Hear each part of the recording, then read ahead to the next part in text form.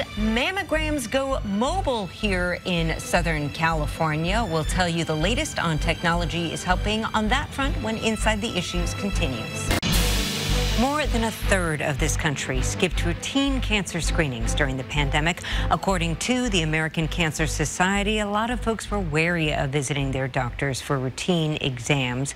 But maybe going to a mammogram doesn't have to be part of the routine. Our Ariel Wessler has this story of how one locally based diagnostic company has been deploying a mobile mammogram unit. Meet Maddie, a mobile coach that travels Southern California providing 3D mammograms to underserved communities.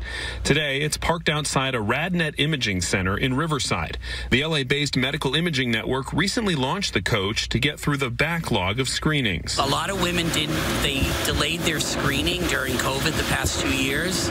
So now we're seeing an increase in women coming in for mammograms. RadNet says the technology found inside the coach is the same as inside its offices. The company says besides 3D imaging, it also uses artificial intelligence to better catch cancer.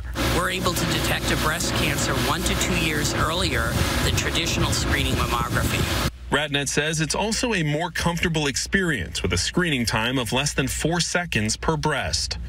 For those that may be putting off their screening mammograms because they're concerned about the potential pinching or the pain, I think this new technology really helps to address some of that. When you are a larger breasted woman, it's hard to tell what tissue is, if there's lumps or, so it's best to just come get it checked.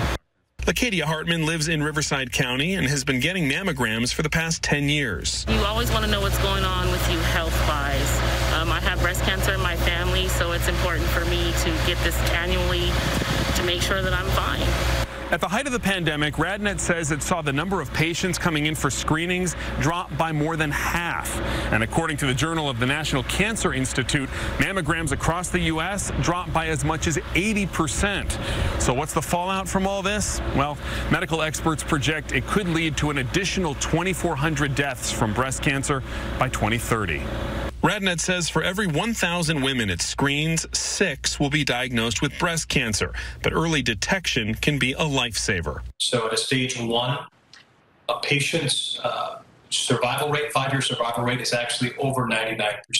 The American Cancer Society says women can start getting annual mammograms at 40, but recommends starting earlier if they are high risk or have a family history of breast cancer. The truck is going to be parked in LA County, performing mammograms for underserved women.